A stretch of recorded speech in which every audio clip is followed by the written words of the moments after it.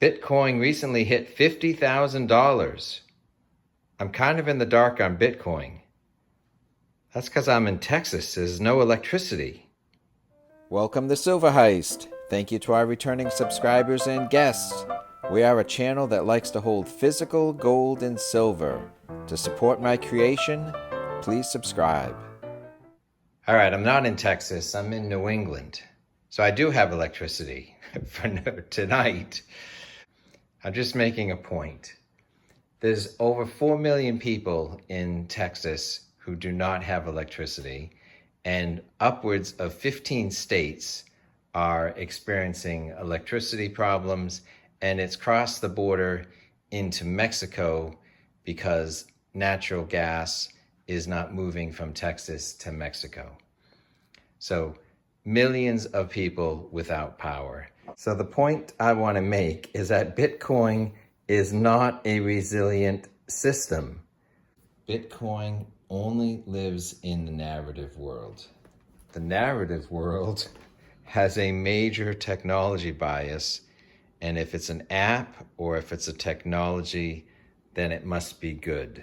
So right now, Texas, there are 4 million people without power, and they live in the material world.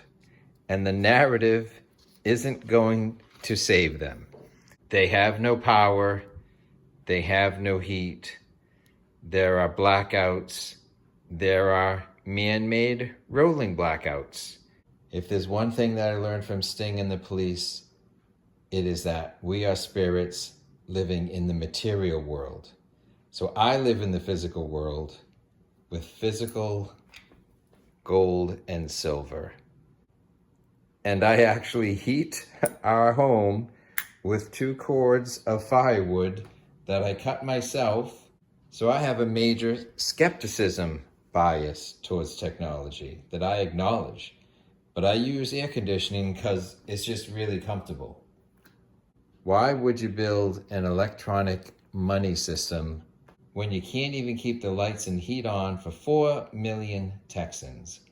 I'm probably more wrong than right, but this is my understanding of Bitcoin and crypto.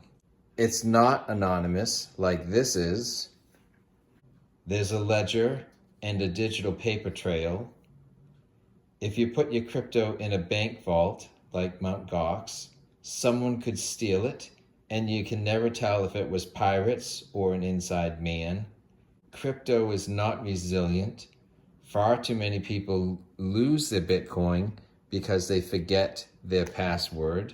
And it's not resilient in Texas today with your password because there's no electricity. So if one narrative is that the Fed is all-knowing and all-powerful, and they have the power of the money printing press, then I just don't think that you fight that narrative with a digital money narrative. So how are you going to live in a narrative world and create an alternative narrative when there's so much censorship these days? The long view, probably unpopular given the $50,000 Bitcoin, is that you don't fight a narrative with another narrative. You fight it with something physical. So now gold and silver have a narrative. It's a 2,000 plus year old narrative, and that it is money, and that it survived dark ages and renaissance and revolutions. So Bitcoin's technology bias is now being overrun by its expensive bias. If it's expensive, it must be valuable. Eventually, only the expensive bias will get me to move, if at all. But that has to overcome some serious technology skepticism. So it's only the expensive bias that might get me to move, possibly someday. But for now, just like Madonna, we are living in a material world, and I am a material girl.